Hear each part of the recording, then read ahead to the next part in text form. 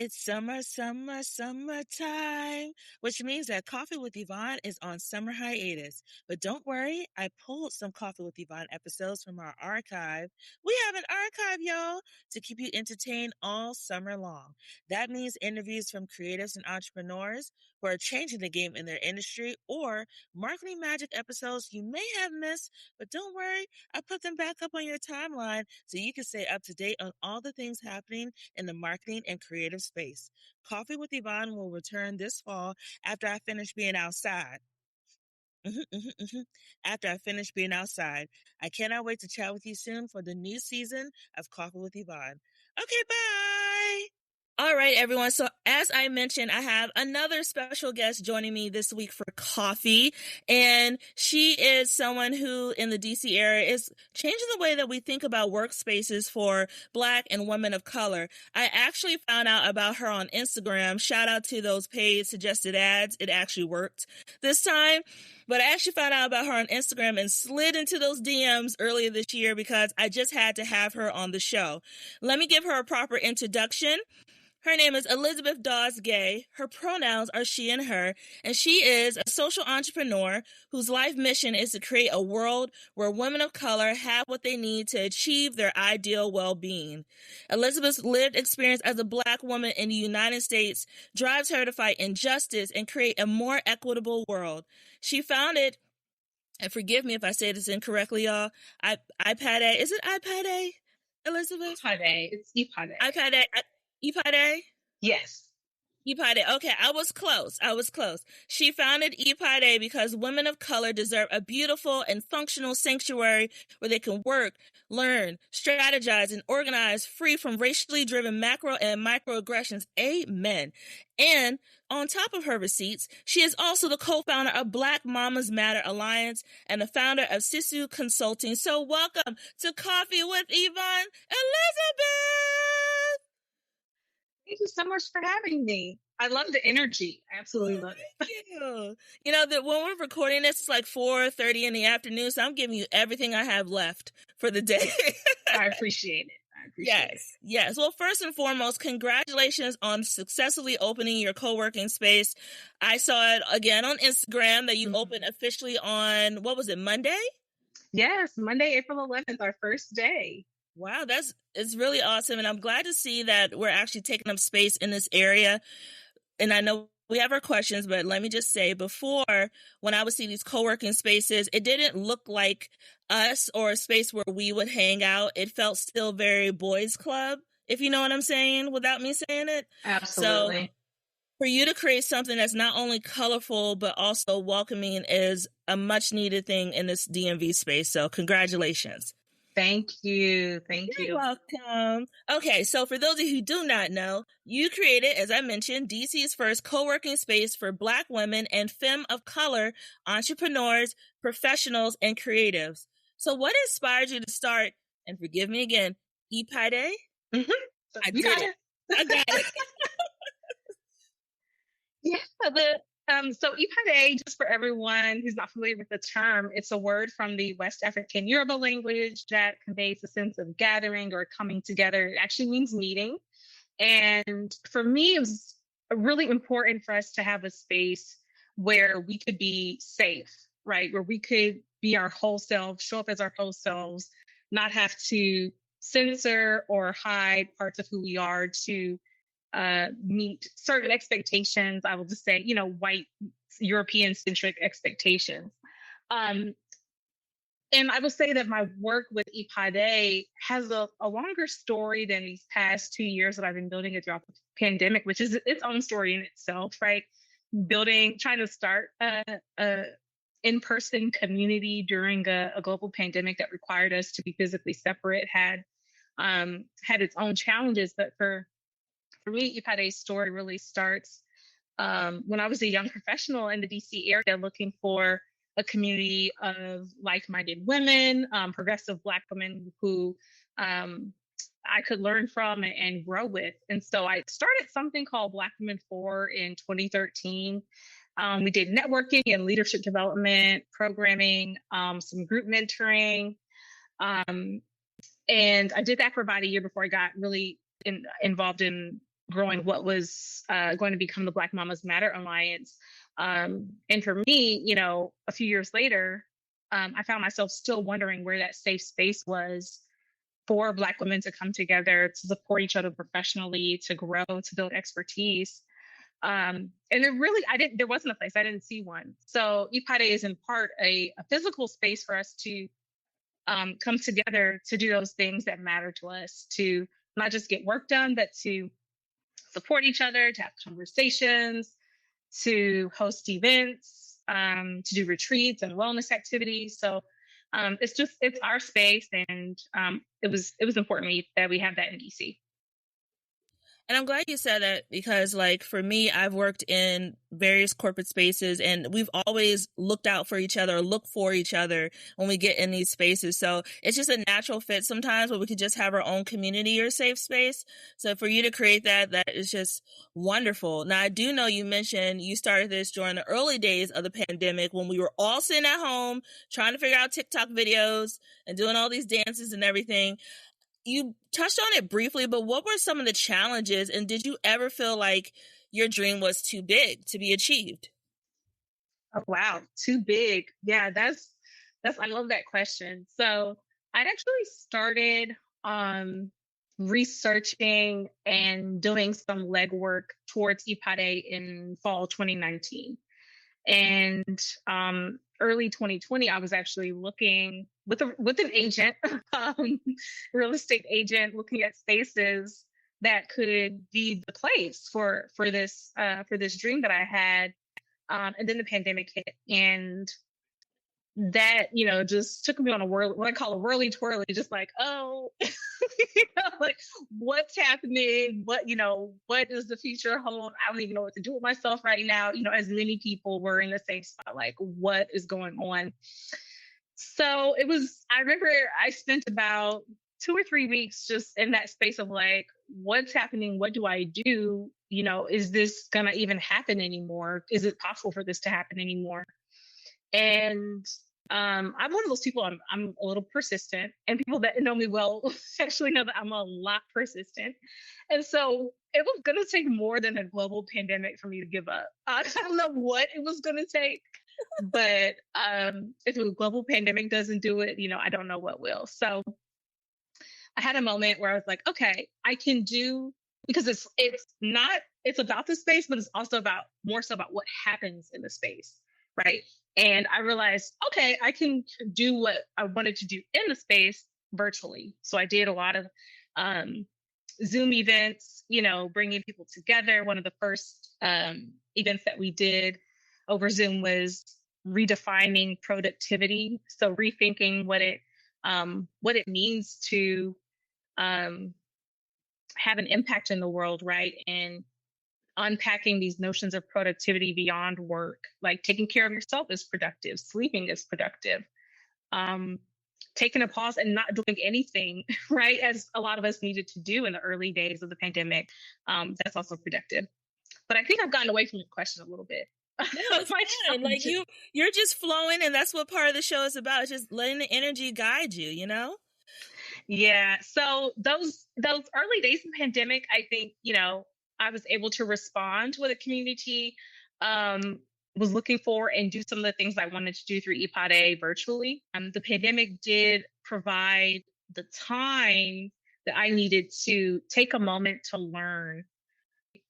Customers and my members really wanted and were looking for, and also to learn how to give that to them. So I became a better entrepreneur with through a lot of the entrepreneurship programs that came out of the crisis of 2020, you know, with not only the economic piece related to the pandemic, but the racial justice uprisings and what I'll just call a reinvestment and renewed attention to Black business owners. It gave me the time to think carefully, to learn, and to put the pieces in place so that now I can be more successful. And, you know, I appreciate you saying that because a lot of times people don't realize when you're starting a small business, you don't have to try to figure out all the building blocks on your own. There are resources out there that can help you depending on what your interests are and if you have a clear idea what your business model is going to be. Don't just say, I want to sell socks. Okay, well, what kind of socks? What makes your socks different? Why should we care about what these socks are? So I'm glad you brought that up. One thing I did find interesting, I saw on your website that you have, I think you called it founding members. So what inspired you to use that kind of investment strategy of offering people, I think it's a percentage, correct me if I'm wrong, but opportunity to be a founding member of your co-working space? Yeah, so there's no financial percentage of like the business or anything like that. I'm a sole owner. But the founding members is really a public statement. It was a way for to be proud about being a member, to bring attention to people in their network, and to make an early, investment, an early small financial investment, that would help me build the space, secure the space, and move forward. So the founding members were people that it was more so like a vote of confidence for me of, I believe in you. I trust you. I know that you're going to make this happen for us. And so I'm willing to become a founding member. I will say that's also the same sentiment that I got from people who contributed to my crowdfunding campaign. So I did a crowdfunding campaign in late summer 2020, July, August was when it launched, 2020.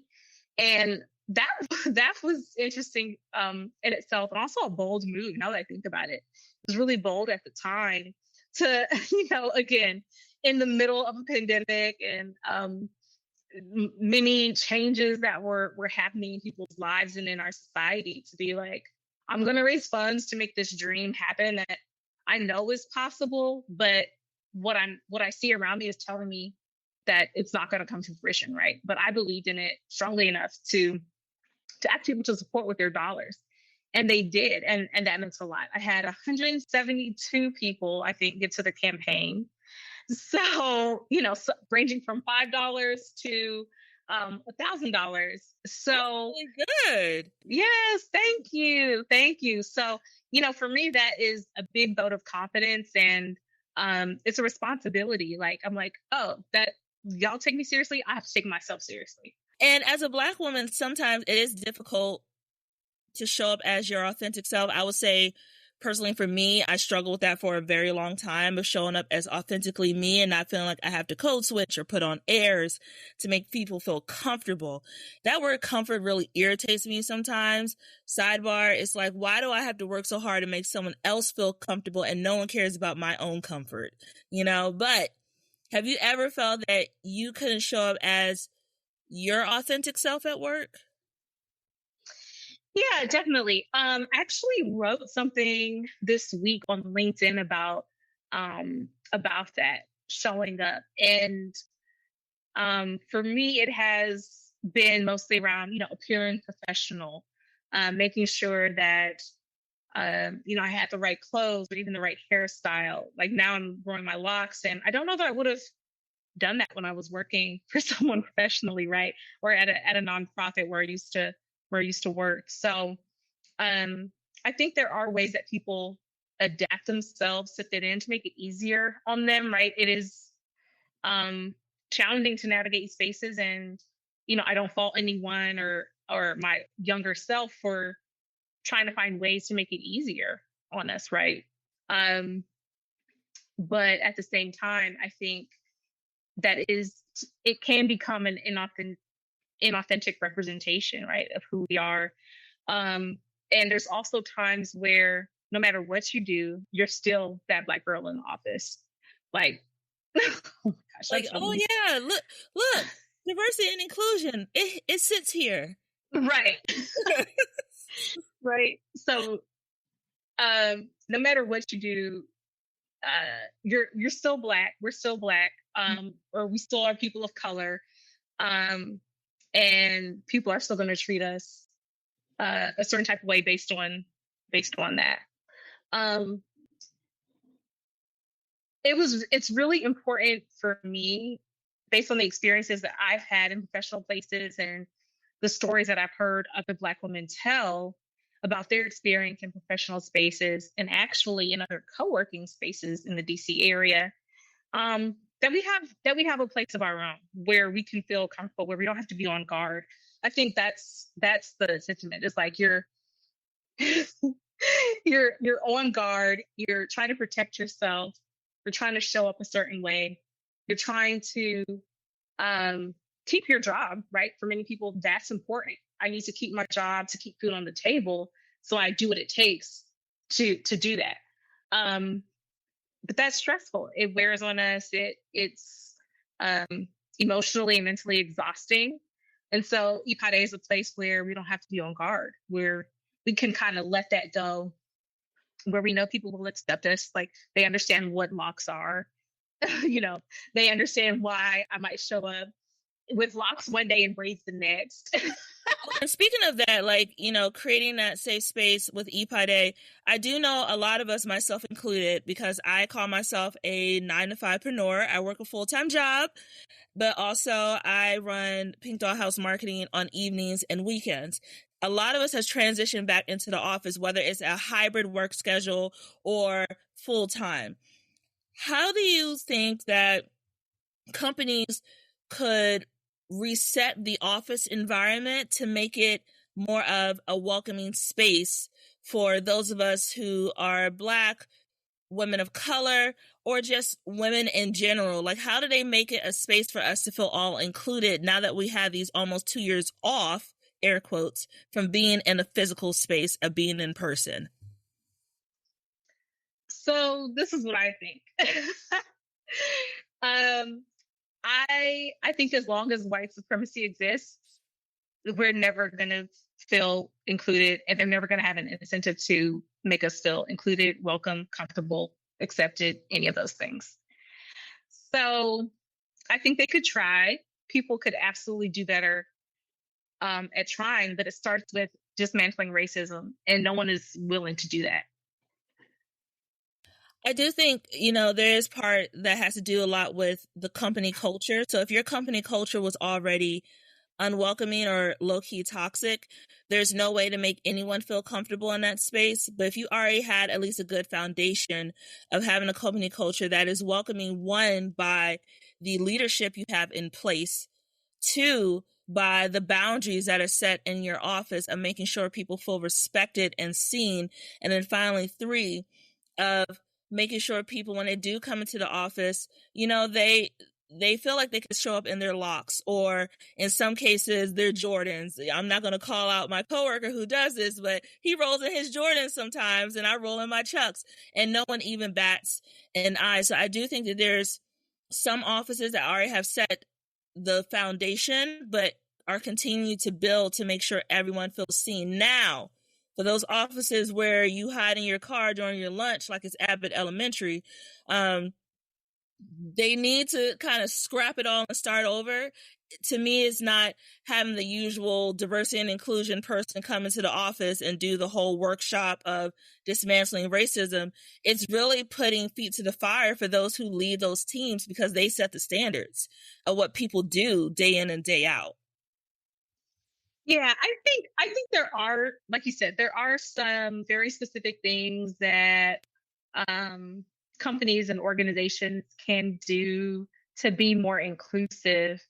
And certainly, you know, flexible work hours, flexible schedule, not having strict requirements around dress, but it's also about respect, respect and recognition. And again, I've heard so many stories where Black women in particular are not getting the respect or the recognition that they deserve. Sometimes they get pushed out of their jobs for being too good at their jobs. Can you imagine that? I do.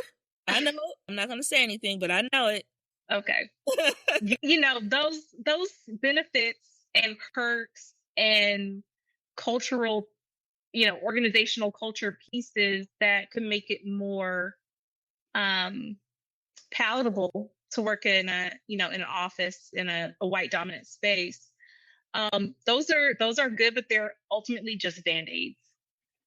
They're ultimately band-aids. Yeah, and we don't need any more band-aids to try to fix it, because what a band-aid does is cover the problem, doesn't heal it. Yep, exactly. You know, and thinking of more what I said before about being a 9-to-5preneur, a lot of us are bootstrapping our dreams, and just the reality check for a lot of Black and brown women, we do have to work full-time while building part-time to give us either additional income. Let me clarify, additional income, not saying we're going to peace out at our job. Sometimes we just need a little bit more money, or we're doing it to fund a goal that we've kind of put on the back shelf because we did something more traditional, right? So how does ípade help support women and femme entrepreneurs to grow their business? I know you mentioned during the pandemic you held like virtual workshops and things like that, but what other things are you guys doing to help support the community? Thank you for that question. So we are going to continue our programming that is focused on business development and professional development. And for example, one of the workshops we did, I want to say in fall of last year, was around moving your idea to actually creating impact.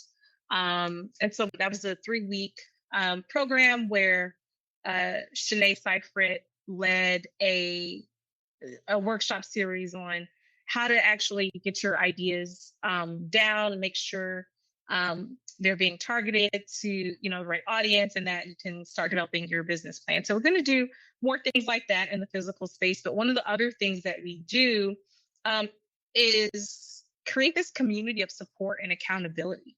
So another thing that I've been thinking about, and also jotting thoughts down to share on LinkedIn and on social and public places, is this idea that our network makes us better. Our network of friends. I look up to my friends. I look up to the people that are around me, and they motivate me. I'm trying to keep up with them. And they also share their insights and skills and knowledge. So just an example, one of my friends has a book deal. And so if I ever wanted to publish a book, which I do eventually, I'm like, oh, I know who to go to because she has a book deal. She has experience working with the publisher. She can give me the insights. I'm actually learning from her as she goes through this process. And so that network is critical in ways that you might not be able to see at first, or ways that you can't imagine. Like, I'm sure folks that came to our first pop-up event that we held in June 2021, there are people that met there that are still keeping in contact with each other, who are friends, who are exploring business partnerships. And so, I don't think they knew when they came to that event that was going to happen, but it did. So by bringing people together, there are connections made, lessons that are shared, insights that are shared that are invaluable, that you wouldn't find anywhere else. I'm glad that you mentioned about the whole network, because there's a saying that your network is your net worth. And there's something so valuable in when women or communities of color really come together to make something happen, whether it's for the individual or it's believing in everyone's individual goal as a group. And I do think that the survival of women-owned businesses, first tier, but then the second tier, the survival of Black-owned businesses, and then the third tier, the survival of Black women-owned businesses, because we just tiered out at this point, depends on the survival of our network.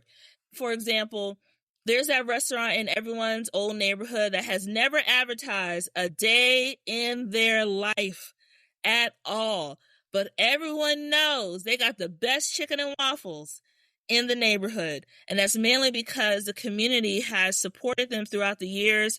The restaurant is nothing fancy. The menu may be a little sticky. Mm-hmm. The food is good and the vibe is good.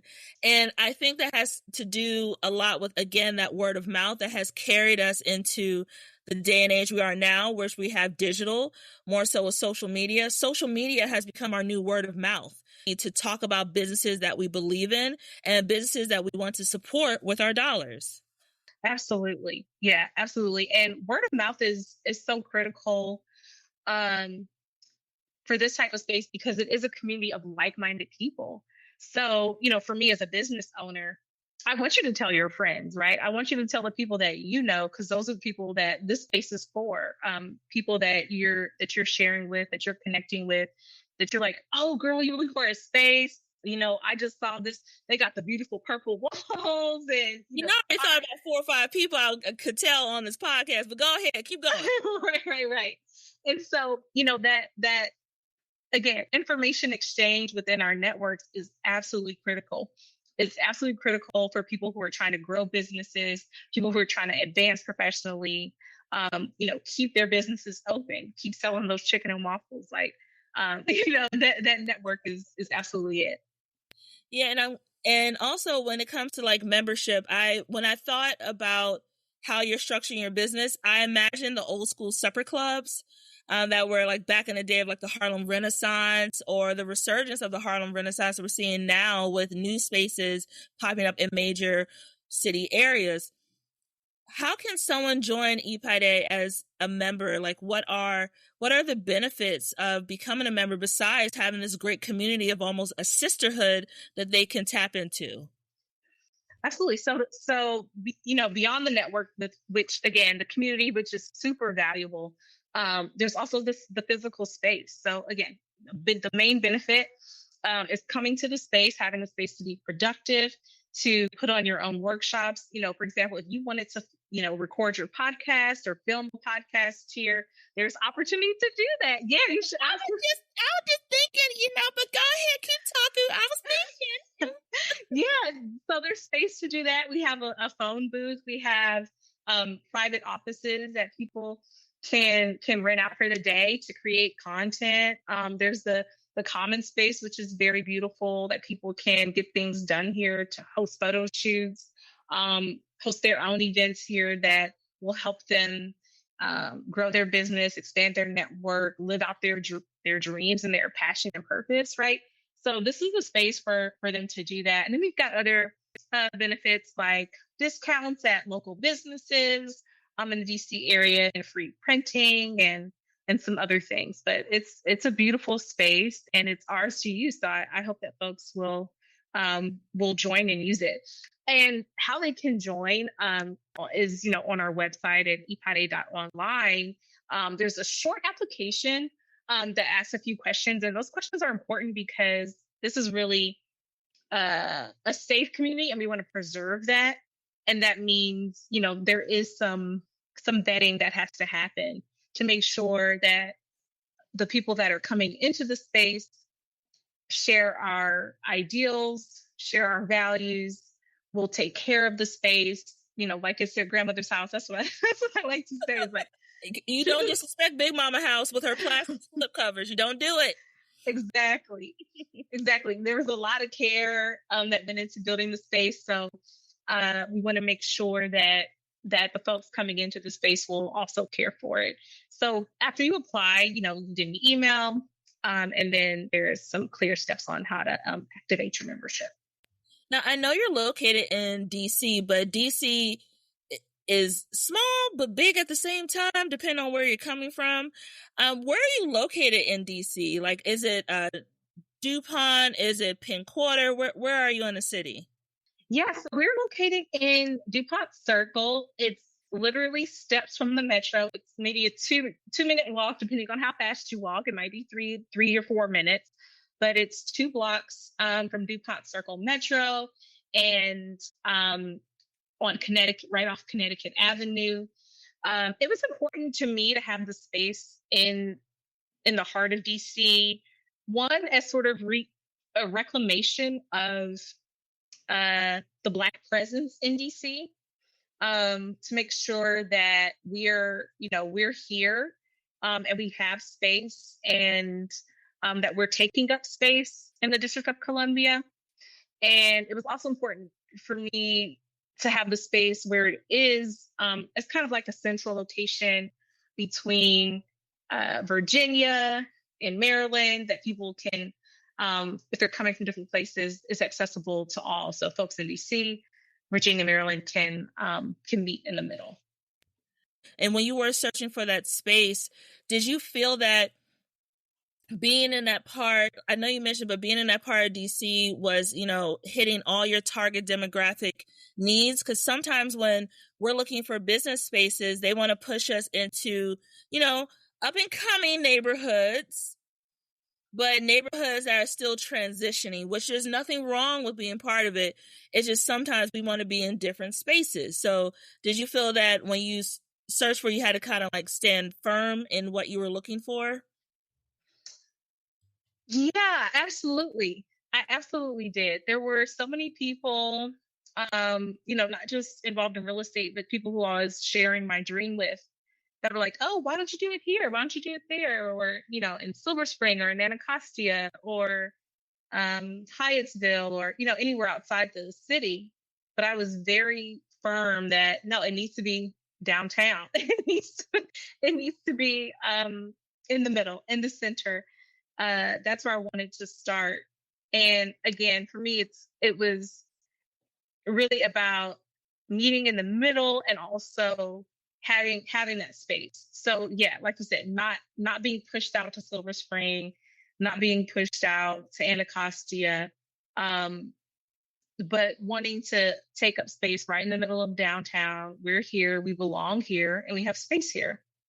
When it comes to growing ípade, I know you're starting out in DuPont, but is there a plan to develop even more locations throughout the DMV area, or maybe eventually come across the line to Maryland? Virginia can have a little something too, but branch it out. What's the plan? What's the vision? Yeah, absolutely. I think, my primary focus over this next year or so is growing ípade and ensuring that it provides the quality of experience that I want people to have. I was telling someone the other day, I don't want to grow too fast just for the sake of growing. For me, it's about quality, consistency, and the richness of the experience that people get. So, the focus is to grow into the DuPont Circle space and to ultimately grow out of it, to have a membership and interest that's so large that this first space, becomes too small, right? I want that to happen. And then I do want to expand into areas that have a need. It's really about meeting the need, meeting people where they are. And so wherever there's opportunity, I do plan to go, but I can't say anything specific at this point.